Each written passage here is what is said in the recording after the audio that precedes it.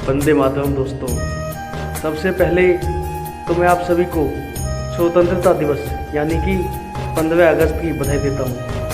15 अगस्त की बधाई 15 अगस्त 1947 को, जैसा कि आप सभी व्यक्ति जानते हैं, हमारा देश आज़ाद हुआ था। 15 अगस्त 1947 से पहले हमारे देश में इतनी क्रांति हुई थी कि हमारे देश के लाखों हजारों शहीदों ने अपनी जान की बाजी लगा करके, अपनी जान का बलिदान दे करके इस देश को आज़ाद करवाया था। मगर आज हम लोग इस बात को बिल्कुल भूल चुके हैं। हमारी आने वाली पीढ़ी इस बात को बिल्कुल भूल चुकी है, अनजान है।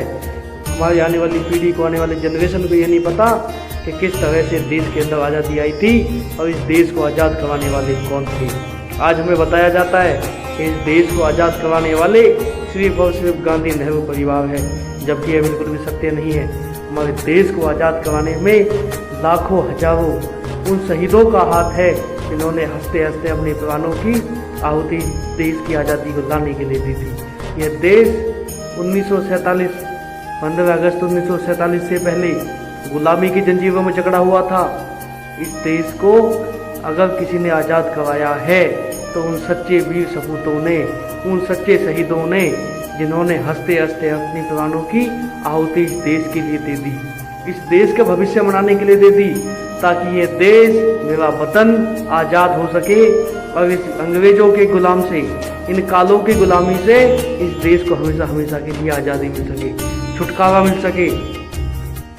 कहा जाता है कि हम न सोचें ये आज़ादी हमें यूं ही मिली है, कि हम न सोचें ये आज़ादी हमें यूं ही मिली है, इस बाग की हर एक डाली खून पीकर ही खिली है, खून पीकर ही खिली है। दोस्तों, सबसे पहले तो मैं आपको ये बता देना चाहता हूँ कि आने वाली जनरेशन को, हमारी आने वाली युवा पीढ़ी को यह बात अच्छी तरह से ज्ञात होनी चाहिए कि इस देश को आज़ाद कराने वाले उन सच्चे वीर शहीदों को, उन सच्चे वीर सपूतों का आज हिंदुस्तान के राजनीतिक इतिहास में नाम नहीं है। राजनीति के तहत उनका बलिदान व्यर्थ कर दिया गया, उनका बलिदान ये व्यर्थ जाने दिया, क्योंकि कुछ लोगों ने अपने सत्ता के लालच में, अपनी लौलुकता के लालच में हमारे वीर शहीदों का अपमान किया है।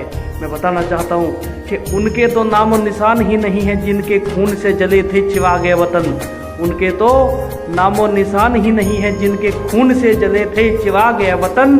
घर जगमगा गए उन गद्दारों के जिनके पुरखे बेचते थे शहीदों के कफन, जिनके पुरखे बेचते थे शहीदों के कफन, शहीदों के कफन। दे दी तूने आज़ादी बिना खड़क बिना ढाल, ऐ साबरमती के संत तूने कर दिया कमाल। ये सच्चाई है क्या? यह सच्चाई है? कभी बिना खड़क और बिना ढाल की आज़ादी आ सकती है क्या? क्या चरखा चलाने से आज़ादी आ सकती है क्या? मगर इस देश का दुर्भाग्य रहा है कि खड़क और ढाल को तो एक तरफ रख दिया और इस देश को बता दिया गया, इस देश की आने वाली पीढ़ी को बता दिया गया, इस देश के नौजवान बच्चों को बता दिया गया कि चरखे से आज़ादी आई है।